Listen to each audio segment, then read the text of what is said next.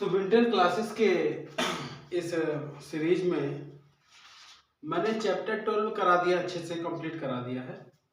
लेकिन मुझे ऐसा लग रहा है कि जैसे हम लोगों ने अवकलन पढ़ा है, अवकलन पढ़ रखा है, तो जितने भी फार्मूले होते हैं अवकलन संबंधी वो सारे एक कॉपी में कंक्लूड कर लेते हैं।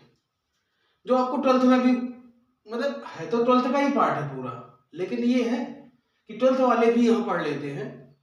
आप लोग क्या करिए, एक कॉपी कर लीजिए, चाहे वो स्पाइरल रहे, चाहे वो किसी एक तरह की कॉपी। जैसे मेरे टाइम पे स्पाइरल नहीं थी तो मैंने इस तरह की बना रखी है फार्मूला कॉपी, जिसमें सारे ट्रिग्नोमेट्री, इंटीग्रेशन, डिफरेंशियल, जो जो फार्मूले यूज होते हैं ना वो सब इसमें लिख लेता हूँ।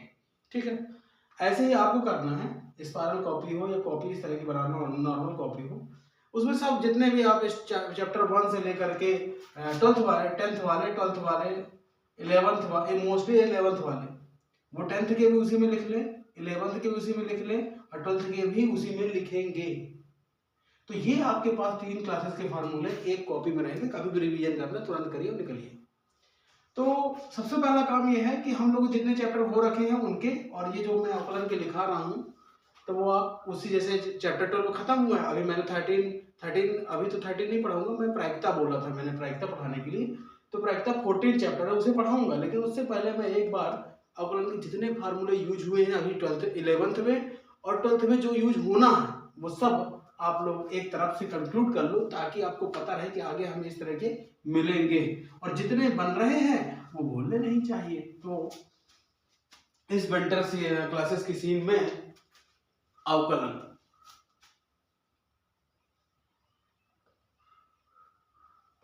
डिफरेंशियल बोलते हैं,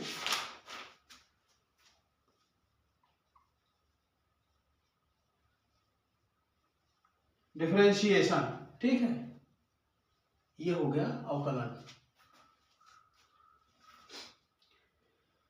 तो स्टार्टिंग के जितने भी हम लोगों ने देखे हैं सब लिखते हैं d/dx x घात में n।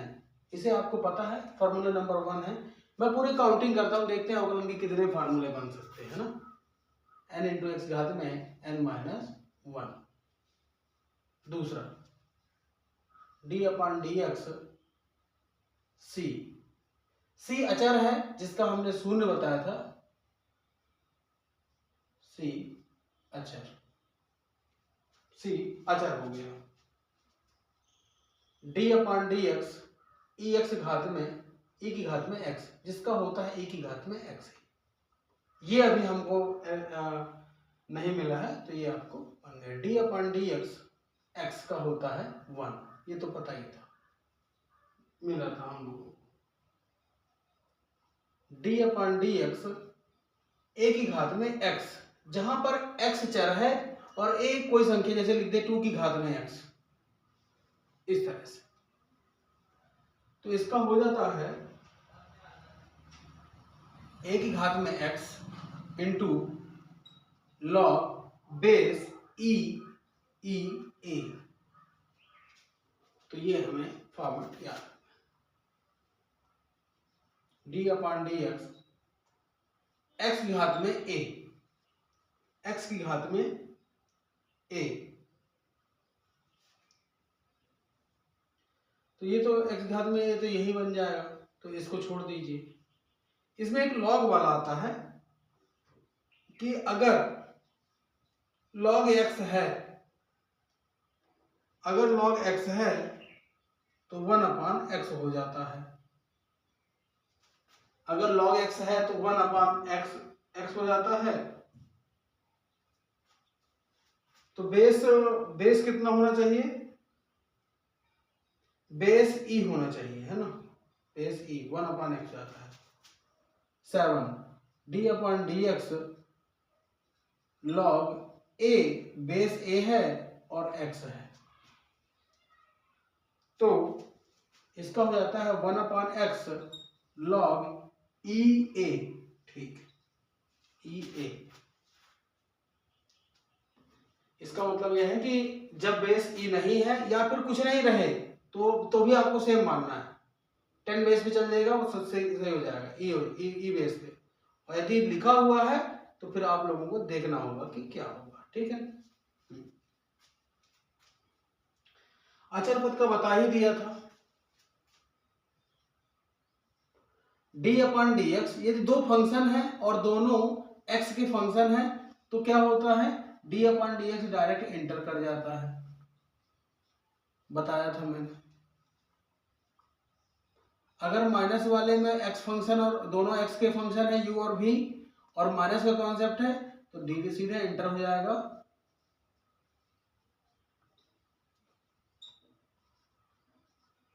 इनटू का केस आया है, मल्टीप्लाई का केस आया है, तो फर्स्ट और सेकंड से सॉल्व करते हैं। फर्स्ट फंक्शन सेकंड का differentiation plus second function first का डिफरेंशिएशन, ये हो गया d upon d x u upon v. तो इसमें होता है हर इंटू अंश का अवकलन माइनस अंश इंटू हर का अवकलन बटे हर का वर्ग, इस तरह से ये हो गया। अब देखिए e की घात में माइनस एक्स लिखा हुआ, जिसका हमें क्या करना है, डिफरेंशिएशन, और इसका करना है हमें डिफरेंशिएशन। यहाँ ब्रैकेट लगा दीजिए जहां भी आपको लगे कि यार ये इसका है, कोई दिक्कत नहीं है इसे, लेकिन यह है कि लगा रहेंगे, कोई दिक्कत। डी अपॉन डी एक्स, ई घात में माइनस एक्स है तो इसका हो जाता है माइनस ई घात में माइनस एक्स। होता कुछ नहीं है, और कोई बोले अब इसको याद करना पड़ेगा, याद बात कुछ नहीं करना है। देखिए ना, हमें पता है e की घात x का होता है e की घात x, लेकिन हमें नहीं मिला है यहाँ e की घात x, तो इसको t मान लीजिए सर, t मान लीजिए। और जैसे इसको t मानेंगे तो जिसको t माना जाता है उसका पुनः करना होता है। जैसे आपने ये लिख लिया होगा तो मैं इसे हटा देता हूं।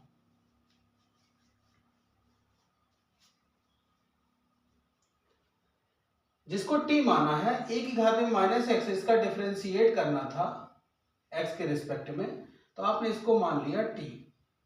तो जिसे t मानते हैं उसका एक बार डिफरेंशियल भी करते हैं, तो dt अपॉन dx हो गया, और इसका हो जाएगा 1, क्योंकि x का एक होता है, माइनस तो बाहर हो जाएगा, तो इसका हो गया 1। यही इसमें रख दीजिए d अपॉन dx e घात में माइनस t, लेकिन आपने माइनस एक्स को पूरा t माना है तो यहां हो जाएगा t, गलती रखने में करी। और आपको पता है कि ये x का रिस्पेक्ट है और यहाँ t का फलन है, तो जिसका नहीं होता है पहले आप मानिए कि वही लिखा होगा, तो e की घात t का तो आपको पता है कि e की घात t हो जाता है, लेकिन जिसके रिस्पेक्ट में नहीं है उसका एक बार और करना होता है, क्योंकि इसको माना गया था। और इसकी वैल्यू आपको पता है कि -1 होती है, तो e की घात माइनस टी, e की घात में t गुणे माइनस 1 हो जाएगा, तो माइनस की घात में t का मान था आपका माइनस का x, तो वही ये आंसर डायरेक्ट आ जाता है। कल को 2x हो जाता है, e की घात में 2x। अगर कल किसी ने 2x पूछ लिया, अगर यहां पे e की घात में 2x पूछ लिया या फिर माइनस का 3x पूछ लिया, तो आपको समझ में आ जाना चाहिए कि हम इसको पूरे को मानेंगे t, और जिसको मानते हैं t उसका कर देते हैं एक बार डिफरेंशियल, तो -3 तो अंक है, बाहर हो जाएगा, x का हो जाएगा 1, तो बाहर बचेगा टोटल -1 गुणे 1, और इसका तो हो नहीं रहा था dt अपॉन dx, गुणा डायरेक्ट हो जाता है। भाई t का नहीं हो रहा था, हम dt अपॉन dx लिख देते हैं साथ में। तो dt अपॉन dx का जो मान आया वो हो गया -3, इसको आपने माना था t, a की घात में t d upon dx, x का रिस्पेक्ट है, t को माना गया है तो एक बार तो हम इसी का कर देंगे, इनटू अगर नहीं हो जिसको माना है उसका एक बार और करना होता है। dt अपॉन dx की वैल्यू आपको पता है -3 है, और t की वैल्यू आपको पता है कि -3 में x मानी गई थी, तो -3 आगे हो जाएगा। तो कुल मिलाकर के जितना भी यहाँ रहता है उसका डिफरेंशियल यहाँ अगर लिख दिया जाए तो वो आंसर हो जाता है। अभी समझ में नहीं आया, दिमाग के नटबोल्ट नहीं चल रहे हैं। e की घात में -x² लिखा हुआ है, आपको पता है कि हम इसका तो नहीं जानते, लेकिन हमें ये पता है कि एक हाथ में टी का हमको पता रहता है, एक ही हाथ में एक्स का पता रहता है, एक हाथ में वाई का पता रहता है। टी माना माइनस एक्स स्क्वायर,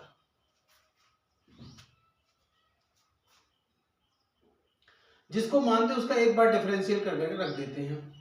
माइनस एक था तो माइनस बाहर हो गया, एक्स स्क्वायर का 2x हो गया, तो माइनस का 2x हो गया किसकी, dt अपॉन dx की वैल्यू, dt अपॉन dx की वैल्यू हो गई माइनस 2x। आपने जिसको t माना था उसको लिखेंगे उसी तरह d अपॉन dx, और e की पावर t का हो जाता है e की पावर t, और जिसका माना था उसको इंटू dx, और इसकी वैल्यू आपके पास दिस वन। तो t और इसको माना है एक्स स्क्वायर, तो ये उसी तरह हो जाएगा और माइनस का 2x लग जाएगा। This one is the answer. तो आपको समझ में आ रहा है धीरे धीरे, मैं नहीं जानता कि आ नहीं रहा है, लेकिन मैं बता रहा हूँ कि मेरे समझ में आ रहा है, तो मतलब आपके भी आ रहा है। धीरे धीरे पकड़ेंगे जब जो मानने वाली चीजें हैं, तो साथ में 12th भी थोड़ी बहुत धुंधला धुंधला बनने लगेगा। यहां तक बता दिया है। 12 13 ये हो गए आपके अलजेब्रा वाले कॉन्सेप्ट। अब आते हैं ट्रिग्नोमेट्रिक फंक्शन। ट्रिग्नोमेट्रिक फंक्शन में एक चैन रूल लगता है जिसे श्रृंखला नियम कहते हैं। चैन रूल लगता है, उस चैन रूल से बहुत सारे क्वेश्चनों को सॉल्व किया जाता है। फलनों के फलन का अवकलन, फलनों के फलन का अवकलन तब होता है जब जिसे माना जाता है ना। तो अभी ट्रिग्नोमेट्रिक फंक्शन देख लेते हैं। d upon dx sine x है, इसका आप लोगों ने सीख रखा है, साइन x का होता है cos x। d upon dx cos x का होता है माइनस का sin x। d upon dx sin cos tan x का होता है sec square x। 16 d upon dx sin cos tan cot, नहीं cot का नहीं, अभी sec का कर लीजिए ताकि रिलेट करूँ। इस तरह से हमको याद भी करना है कि किस तरह रिलेट होता है। sec x का हो जाता है sec x into tan x। अब देखिए जब हमने tan का किया तो sec का डबल आया था, लेकिन जब हमने sec का किया sec सिंगल है लेकिन tan साथ में है। याद कराने की ट्रिक पता है, इसलिए साथ में लिख दिए दोनों। हाँ 17 मतलब खतरा। देखिए अब यहाँ पे कॉट नहीं लिखा ना, कॉट को लिखिए पहले। कॉट एक्स का हमें डिफरेंशियल करना है, तो कॉट एक्स का होता है माइनस का कॉसेक स्क्वायर एक्स। आपको अगर आइडेंटिटी याद हो, जब मैंने 10th पढ़ा रहा था तो sine square x plus cos square x बराबर 1 बताया था, 1 प्लस tan स्क्वायर एक्स बराबर सेक स्क्वायर एक्स बताया था, 1 प्लस कॉट स्क्वायर एक्स बराबर बताया था कॉसेक स्क्वायर। देखिए tan सेक से रिलेशन रख रहा है, कॉट सेक से रख रहा है, तो वहां की कॉन्सेप्ट को रिलेट कर सकते हैं कि कौन किससे ज्यादा नियर अबाउट फार्मूले कॉन्सेप्ट करता है। तो यहाँ tan सेक से कर रहा है, कॉट कॉसेक से कर रहा है, बस खतरा है इसलिए माइनस आ गया। d upon dx cosec x का करना हो, तब आप लोग समझ गए होंगे कि जिस तरह tan का सेक स्क्वायर एक्स होता है उसी तरह कॉट का कॉसेक स्क्वायर एक्स है, लेकिन माइनस के साथ है। और यहाँ सेक का जब हमने सेक का सोचा निकालने के लिए तो सेक एक्स tan एक्स हो गया। अब कॉसेक का है तो आप समझ रहे हैं कि यहाँ पर हो जाएगा cosec x into cot x, जैसे tan का मल्टीप्लाई वैसे कॉट का मल्टीप्लाई, बस माइनस साथ में। तो 17-18 खतरा पे चल रहे हैं, माइनस के साथ चल रहे हैं। ठीक है, ये हो गए। अब इन्हीं के बगल में यहां इधर लिखते हैं ताकि दोनों बगल बगल में रहेंगे तो थोड़ा समझ में ज्यादा आएगा।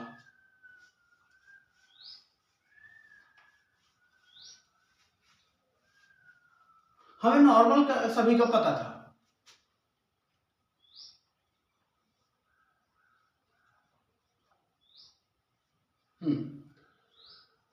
d upon dx sine ax, इसका हमें नहीं पता है, तो मैं ये कह रहा हूं इसका होता है a साइन का हो गया cos थीटा ax है। अब नहीं समझ में आया कि कैसे होता है, तो मैंने ये बोला कि ax को कर दीजिए t, तो तुमने कहा कि t बराबर ax, जिसको मानते हैं उसका दो बार कर, उसके एक बार करते हैं डिफरेंशियल।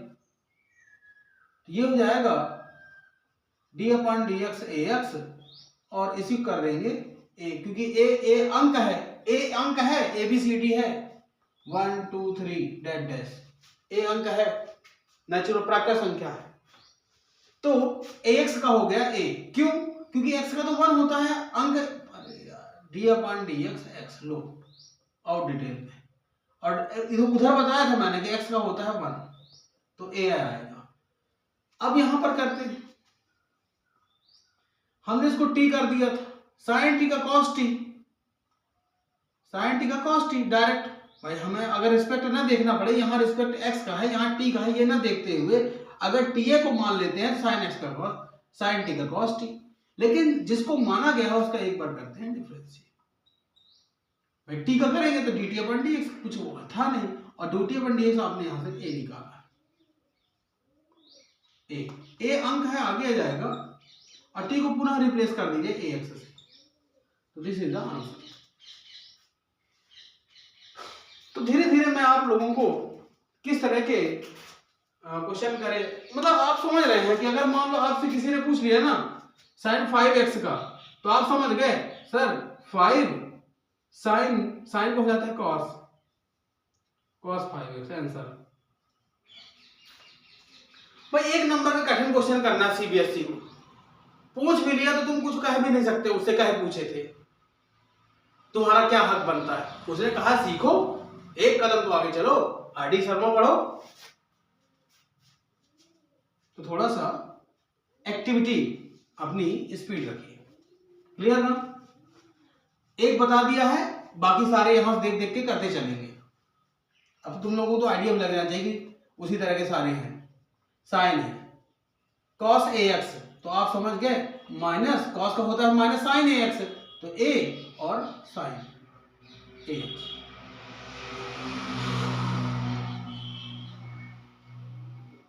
tan ax, तो a यहां आ जाएगा, tan का होता है क्या, sec square ax dx, sec ax, sec ax करना है तो a हो जाएगा sec ax into tan ax, sec ax into tan ax, बिल्कुल राइट बात। d अपॉन dx, अब कर लेते हैं cot ax का, तो माइनस का a cosec स्क्वायर ax, 24 का हो जाएगा d upon dx cosec ax minus a cosec ax into cot ax, है ना उसी की जैसे सेम। 24 तक आ गए, हो गए 30-40 तो होंगे, 40-50 मैक्सिमम खींच के कहा जाए, बाकी मैं नहीं जानता, 50 बहुत है। ट्रिग्नोमेट्री के थीटा जब x पर है, थीटा जब विथ नंबर के साथ है, दोनों सिखा रहा हूं। यहां पर किसी ने बोल दिया cot 9x का, आप समझ गए, माइनस 9 cot x का cosec स्क्वायर x, और x की जगह पे 9x, 23। ठीक बात है ना, बिल्कुल सब समझ के चलेंगे तो बनने लगेंगे। चलिए ये हो गया, 24 तक हो गए ट्रिग्नोमेट्री के, और जो लास्ट में मैं बता रहा था तो उसको भी लिख लीजिए एक्सपोनेंशियल वाले फॉर्मेट में, e की घात में ax। अब ax वाले पूरे चल रहे थे, इसको भी कर लिया जाए, इसको मानेंगे t, ax का हो जाएगा a, तो a की घात में ax 26, d upon dx e की घात में ax प्लस b, तो इसको पूरे को t मानेंगे, अगर पूरे को t मानेंगे तो ये अंक है, इसका हो जाएगा 0, यहाँ a बचेगा तो a हो जाएगा आगे, a की घात में ax प्लस b हो जाएगा।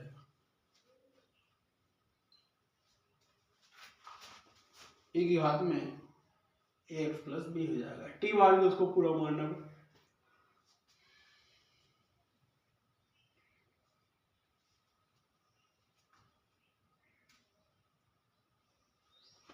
हम्म 26 हो गए, 27 से शुरू करते हैं।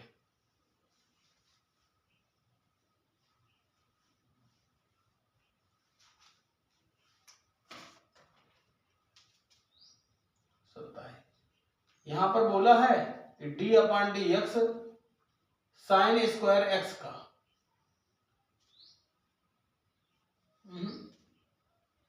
साइन एक्स स्क्वायर बोला है।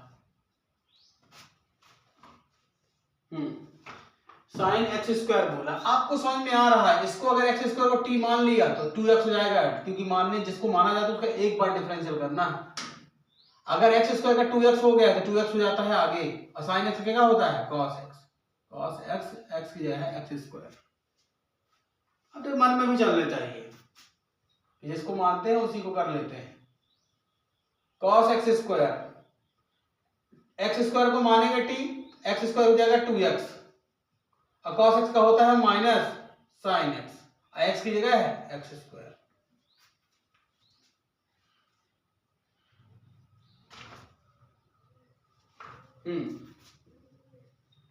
अब ये मिक्स चलेंगे यहां से। कैसे?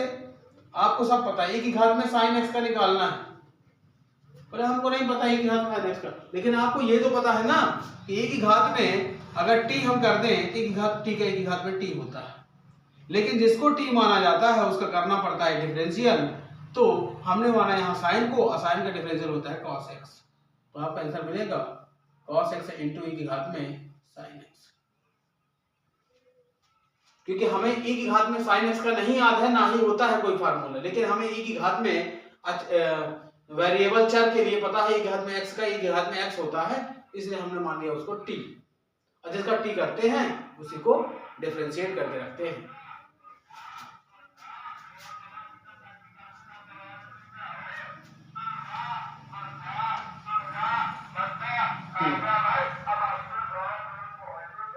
हो गया।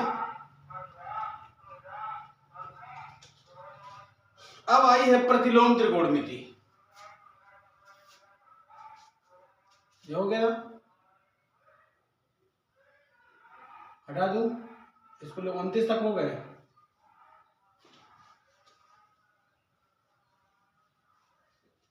तक हो गए। 30 d upon d x sine inverse x. अब ये प्रतिलोम त्रिकोणमिति है।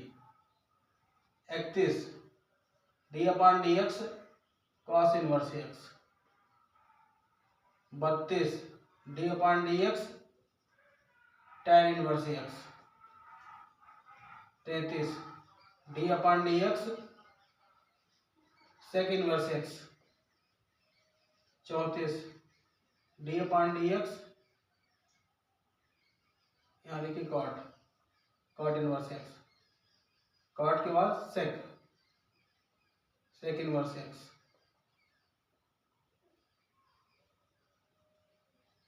35 d upon d x cosec inverse x. अब करते हैं इन सबका। तो D upon d x sine inverse x, sine inverse x का हो जाएगा 1 upon root of 1 minus x square. ठीक है, कॉस हो जाएगा minus 1 upon 1 minus x square. देखते चलिए, tan का हो जाएगा 1 upon 1 plus x square. Cot का हो जाएगा minus 1 upon 1 plus x square. Sec में हो जाएगा x upon 1 minus x square, और minus x upon under root 1 minus x square. Check कर लेते हैं दोनों का, बस बाकी तो ये यहां नहीं होता है, ये यहां होता है। बटे अब भूल गया ना, बहुत सालों से पढ़े हो गए। 1 माइनस एक्स स्क्वायर। बाकी ये है कि पता रहता है कि कुछ ऐसा ही था। अब ठीक है।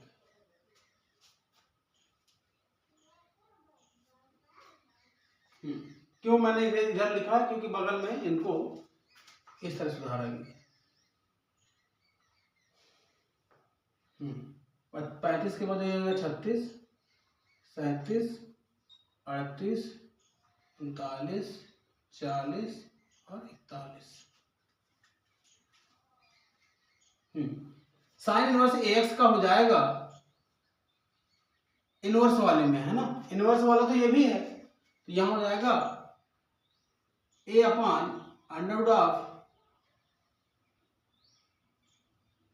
Root of A square minus x square,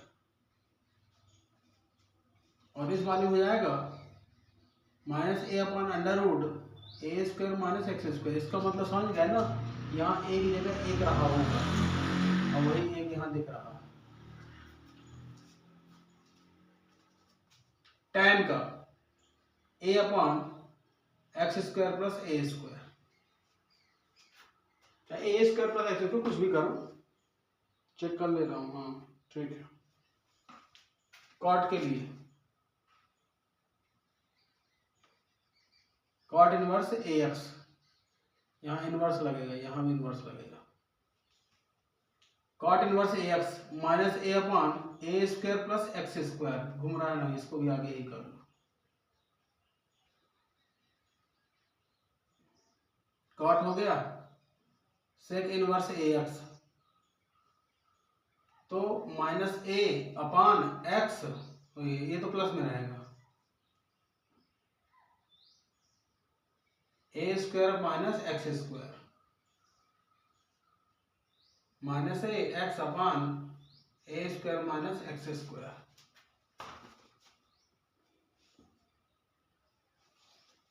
यहाँ पर है थोड़ी कॉन्सेप्ट, बाकी तो ठीक थे सब जगह।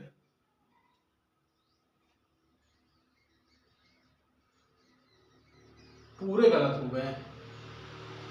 अब तुम लोग देखो इस तरह रटे थे, अब गड़बड़ हो गए, रट लिए हो गए ना दिमाग में, इस तरह होता है तो ऐसे ऐसे कर लेते हैं। हाँ मेरे से गलती होगी क्या, तुम सोच रहे हो गलत कर दिए क्या। थीटा यहाँ पास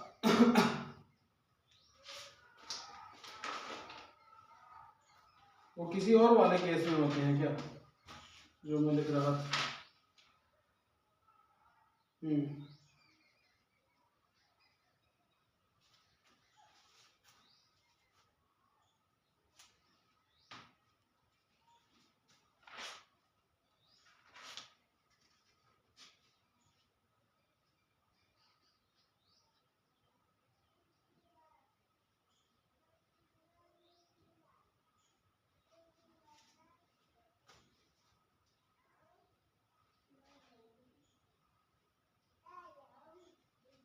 इसको चेक करना होगा, क्योंकि मुझे ऐसा लगता है कि सही भी है और कुछ गड़बड़ भी समझ में आ रहा है। वेट करते हैं।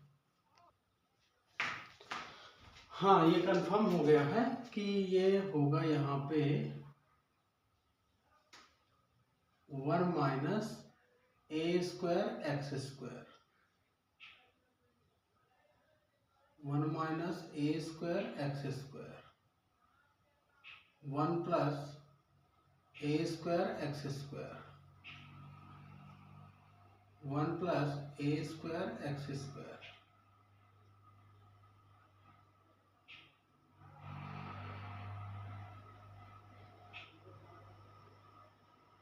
और यहाँ पर आ जाएगा, क्योंकि जैसे x की जगह पर AX होगा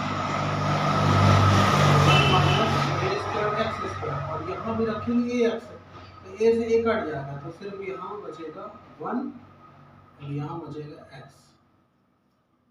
और यहाँ बचेगा 1 माइनस का और यहाँ बचेगा x, ठीक है।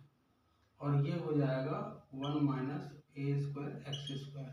इसमें एक कर लेते हैं ताकि थोड़ा सा आप, ये ठीक है, ये एकदम करेक्ट है और ऐसे ही इसे याद रखना है, ठीक है।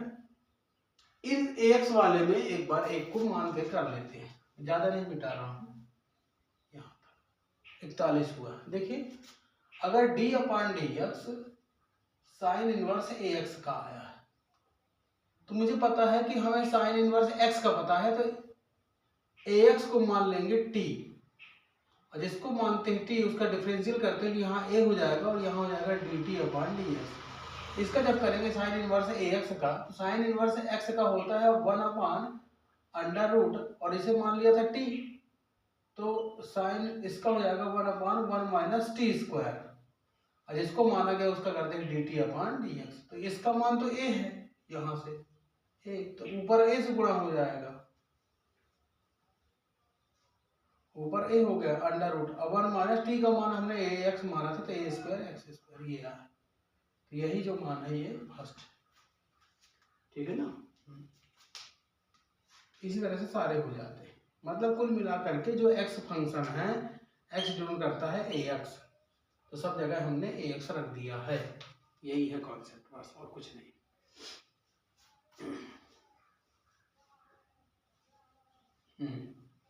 कठिन कुछ नहीं है, कॉन्फिडेंस बनाएंगे, धीरे धीरे सीखने का प्रयास करेंगे तो सीखर जाएगा। यह नहीं कि अरे क्या करें 11वीं बन नहीं रही है, 12वीं में 12वीं का कहे पढ़ा रहे, ऐसा कुछ नहीं।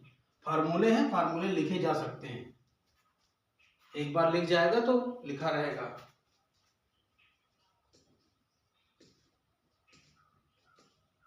ठीक बात है, अच्छी बात है।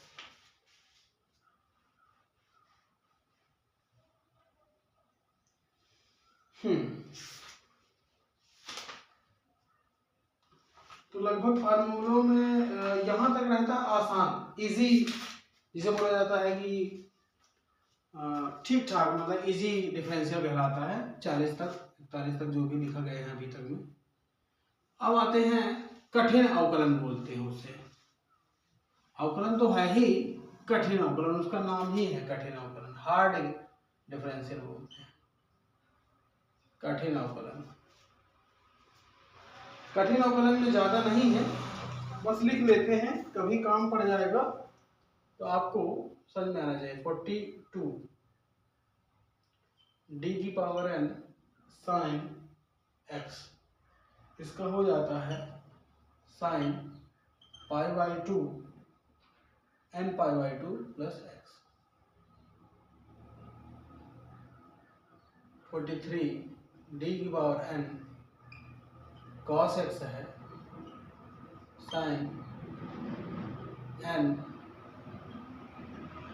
n पाई बाई 2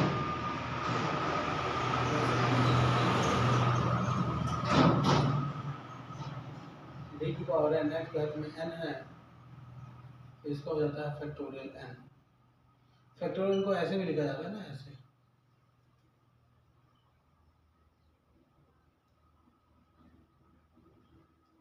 डी की घात में n ax प्लस बी की इनवर्स लिखा है, इसको ये भी लिखा रह सकता है डी की घात में n 1, इनवर्स को अगर हटाएंगे तो 1 अपान लग जाएगा ना, इस तरह से। तो इसका हो जाता है -1 की घात n फैक्टोरियल a की घात में n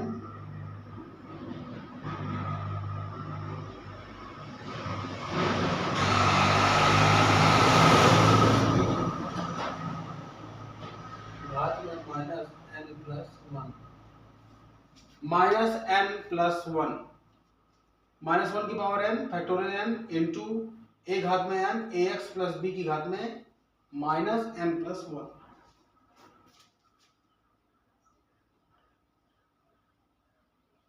e की घात में x, इसका तो सेम हो, इसका कॉन्सेप्ट क्लियर, इसका तो सेम है, होता है ना, पहले से ही पता था। लॉग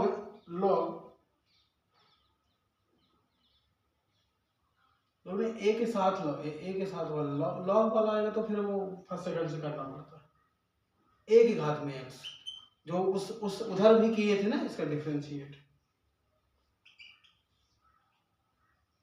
ए की पावर n डॉट ए की घात में x,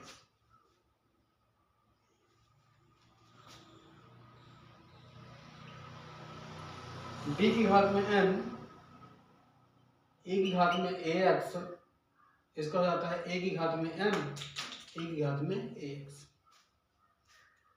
और लास्ट वाला फार्मूला सबसे इंपॉर्टेंट है,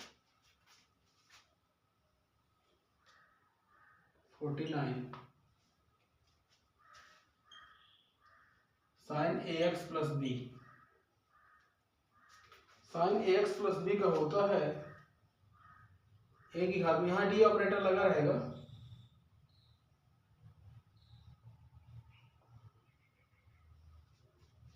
एक घात में n sin ax plus b,